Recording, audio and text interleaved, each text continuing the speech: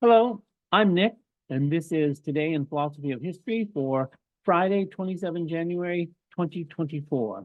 It is the 216th anniversary of the birth of David Friedrich Strauss, who was born in Ludwigsburg, Germany on this date in 1808.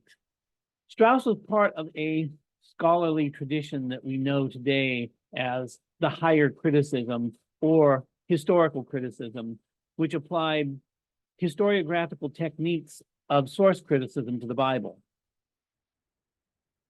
And he was the author of The Life of Jesus The Life of Jesus Critically Examined, which you can think about as a scholarly version of the Jefferson Bible. Thomas Jefferson made himself a version of the Bible where he cut out all the miraculous and supernatural elements and just left in the naturalistic elements and the homilies and proverbs and the like. So here is a quote from the Life of Jesus Critically Examined, originally published in 1835, 1836. Quote, "A main element in all religious records is sacred history, a history of events in which the divine enters without intermediation into the human, the ideal thus assuming an immediate embodiment. But as the progress of mental cultivation mainly consists in the gradual recognition of a chain of causes and effects connecting natural phenomena with each other, so the mind in its development becomes ever increasingly conscious of those immediate links which are indispensable to the realization of the ideal. And hence the discrepancy between the modern culture and the ancient records with regard to their historical proportion becomes so apparent that the immediate intervention of the divine in human affairs loses its probability. Besides, as the humanity of these records is the humanity of an early period, consequently of an age comparatively undeveloped and necessarily rude, a sense of repulsion is likewise excited. The incongruity may be thus expressed. The divine cannot so have happened, not immediately, not in form so rude, or that which has so happened cannot have been divine. And if a reconciliation be sought by means of interpretation, it will be attempted to prove either that the divine did not manifest itself in the manner related, which is to deny the historical validity of the ancient scriptures, or that the actual occurrences were not divine, which is to explain away the absolute contents of these books," unquote. So this was, needless to say, controversial, and it got him banned from teaching. If you have listened to my episode on Lessing, you will recall Lessing's critique of salvation history. And a paper I cited in my episode on Lessing by Samuel A. Stoner, Lessing and the Art of History, I'm going to quote from that again because it's so relevant once again to Strauss.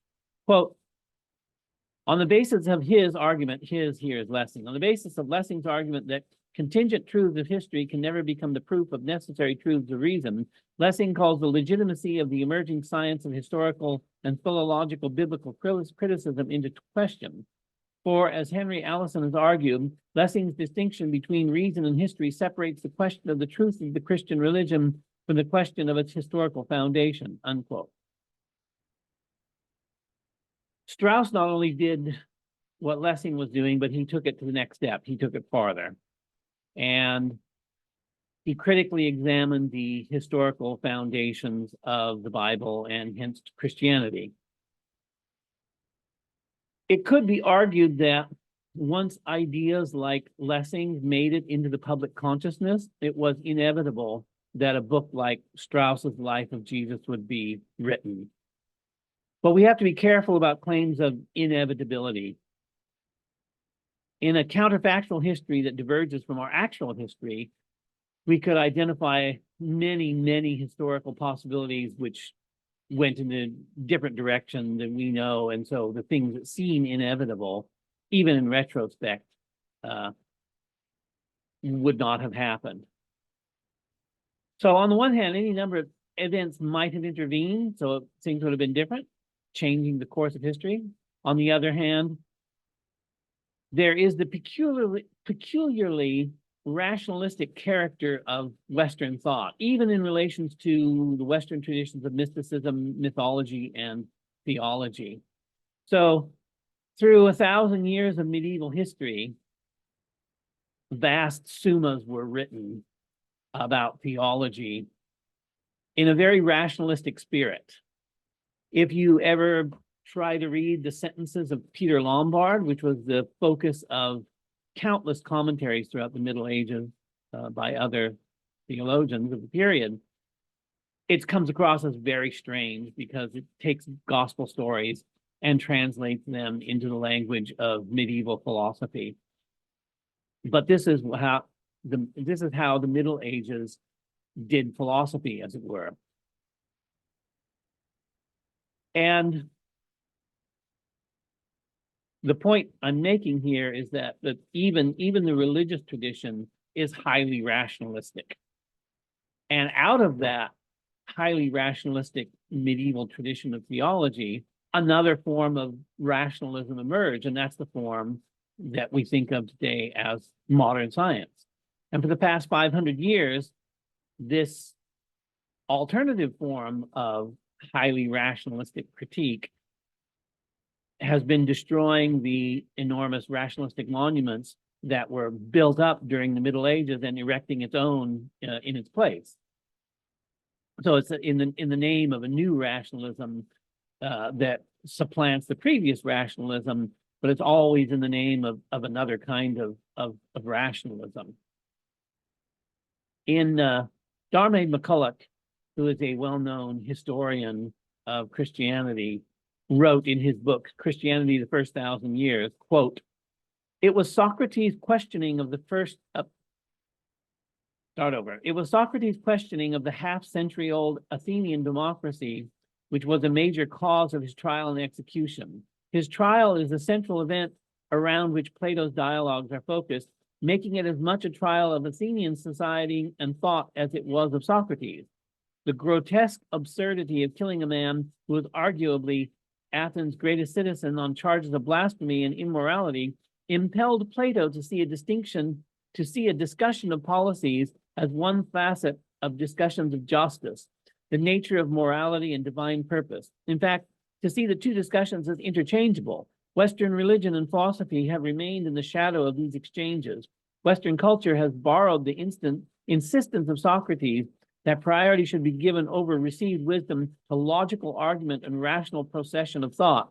And the Western version of the Christian tradition is especially prone to the Socratic principle," unquote.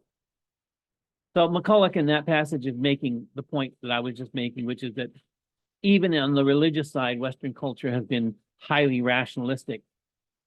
And the perverse rationalism of Western civilization, including the rationalism of the churches that had predominated over Western history, was the primary reason that the scientific revolution and the technological civilization grew out specifically of Western civilization. This rationalism continued to unfold in the work of scholars like Lessing and Strauss. Although, as we've seen, Western rationalism can take many different forms, including forms that are mutually incompatible. The Hegelians, that is to say, followers of Hegel, considered history to be a rational process. So you can consider them other representatives of the same Western rationalism. They were not at all happy. The Hegelians were not at all happy with Strauss as the life of Jesus. And Strauss wrote a pamphlet in response to them. And it was widely attacked, but it was also a sensation. One person in England said it was the most pestilential book ever vomited out of the jaws of hell, unquote. Although it was translated, interestingly, into English by the novelist George Eliot. Strauss was offered a chair at the University of Zurich, and he was burned in effigy in the streets of the city. So the university thought it was a better idea to pension him off and tell him to go away, as he was just too hot of a figure at the time to be employed there. So he lived quietly for another 20 years, but then he re-entered theology and history, and he followed up the life of Jesus with a book called The Old Faith and the New. It wasn't quite as much the sensation as the life of Jesus critically considered was, but it did make an impression of its own. So here's a quote from The Old Faith and the New that kind of sums up his previous the life of Jesus. The difficulty of applying the purely historical view and method of treatment is, of course, increased when we come to the primitive history of Christianity and the writings of the New Testament. A resolute beginning, however, is made, a solid foundation secured. No modern theologian who is also a scholar now considered any of the four Gospels to be the work of its pretended author, or in fact to be an apostle or the colleague of an apostle.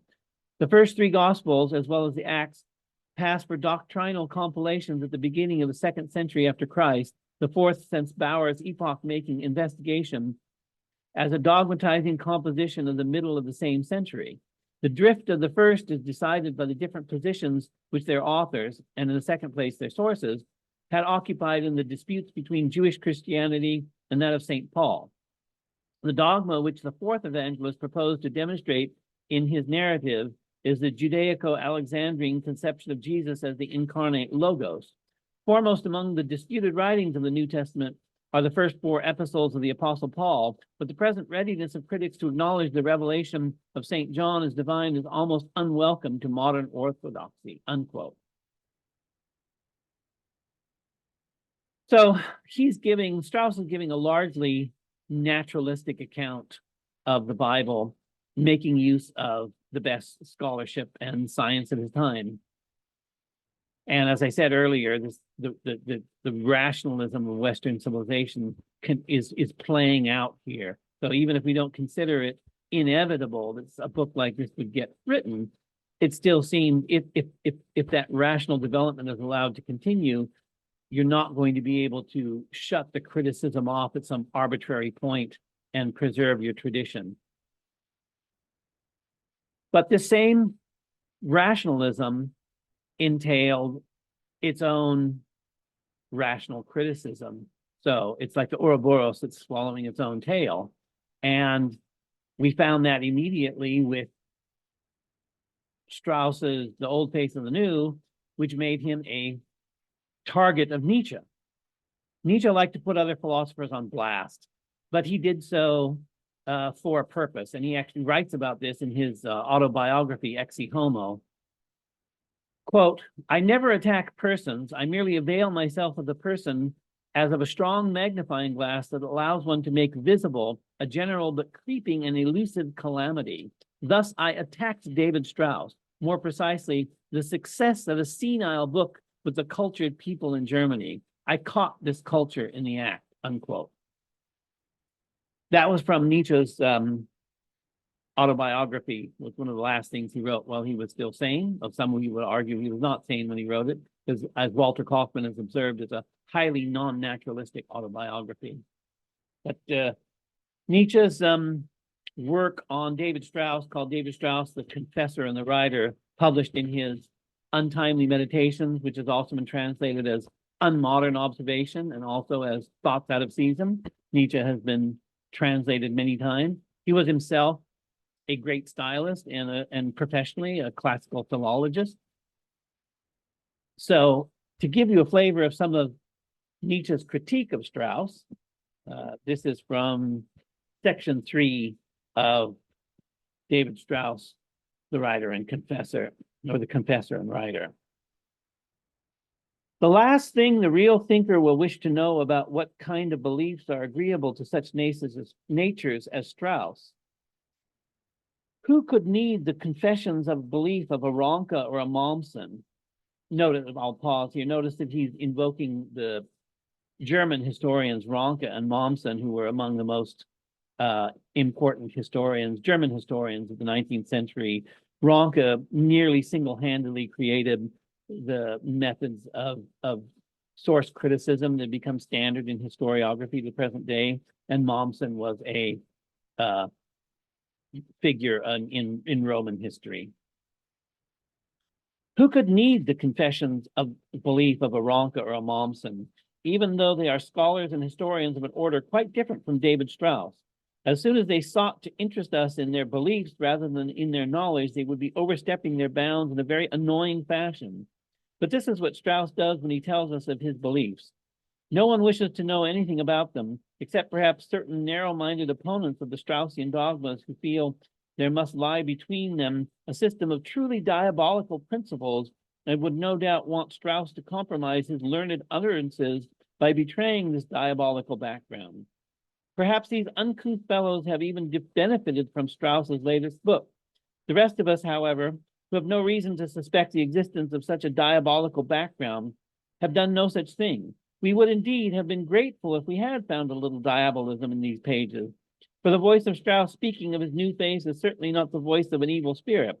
It is not the voice of a spirit at all, let alone that of an actual genius. It is the voice of those people whom Strauss introduces to us as his we, and who, when they tell us of their beliefs, bore us even more than when they tell us of their dreams, unquote. That's an early work by Nietzsche, but you can see his style is already almost fully in place in that. And he even says in this passage, he wouldn't mind finding a little diabolism in the pages of Strauss, if there was any spirit in it at all. And we saw in the quote I gave earlier, people compared the old faith and the new to some text vomited out of hell. So he's distancing himself from this orthodox anger with Strauss's unorthodox methods, but he still wants to criticize Strauss on different grounds. But Nietzsche's criticism of Strauss was largely of a piece with his other thought, and which was highly critical of history. So the essay on Strauss was the first of his Untimely Meditations. The second Untimely Meditation was The Use and Abuse of History, also translated as The Advantages and Disadvantages of History for Life, which is a critique of the role of history in Western history, I guess you could say. Or you could even call it, if you wanted to be tendentiously Kantian, a critique of historical reason. One could argue that David Strauss contributed in his own way to the emerging critique of historical reason, and Nietzsche was part of that same movement, in a sense, which makes Strauss and Nietzsche strange bedfellows. But this whole episode in intellectual history with Strauss's books is a tangled tale of very strange bedfellows throughout, one mésalliance after another. The contemporary theologians and Hegelians hated Strauss, but they hated Strauss for different reasons. The Hegelians supported Nietzsche's critique of Strauss, presumably on the principle that the enemy of my enemy is my friend, but Nietzsche hated Hegelianism, had no truck with it at all. Nietzsche stripped away the theological consolations of a tradition, and Strauss did the same thing. They did it for different motives, perhaps with a different end in view. Nietzsche also sought to strip away the rational consolations of Hegelian that rose up in place of the theological consolations of traditions. So Nietzsche leaves us bereft.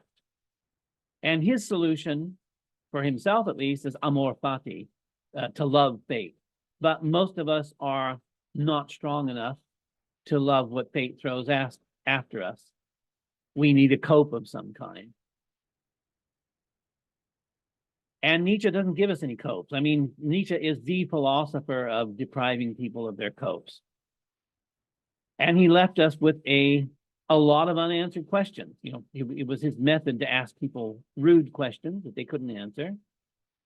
But he also left a lot of interesting philosophical questions unanswered, and questions that are implied by his work. So, has reason manifested itself in history?